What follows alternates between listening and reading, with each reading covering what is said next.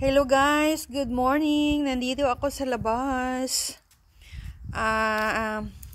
Spring is approaching now. Lumalabas na yung leaves guys sa look.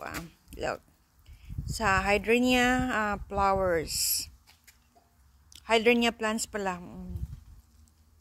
Yan. Nagana na siya leaves.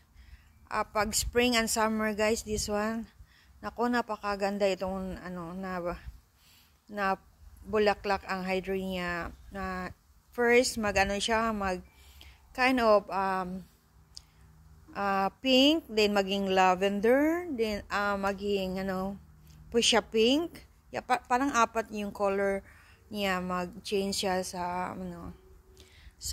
summertime. Yan I have more sa front yard. Nandito ako sa backyard. Nagpa-araw muna ako guys. Hindi muna ako nagla-live. Mamaya na ako magla-live. Kasi ilang buwan November, December, January, February. Almost 4 months na winter, diba? Maginaw sa labas. Ngayon is kind of chilly but nice and sunny.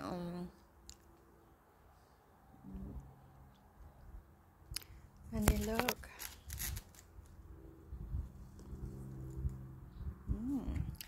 And then later guys, mag-garden ako. Magawa ako ng vegetable garden kasi since nagla-live ako, 2 taon na hindi ako nag-garden. I used to mag-garden every spring. Nag-start ako na magtanim ng mga gulay.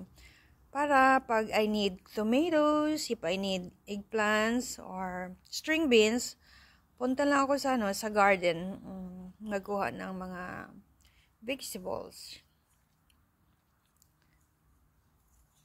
At saka maglilinis sa yard ako, ang daming wala kasi kaming gardener guys. Kami kasi ni Habi ang naglilinis sa yard. At ako ang nagmo-mow sa lawn.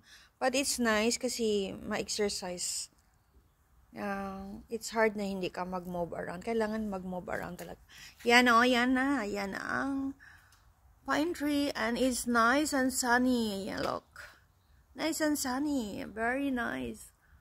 It's a nice day today. Oops.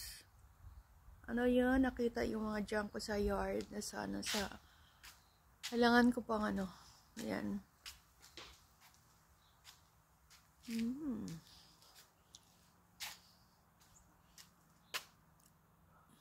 Nice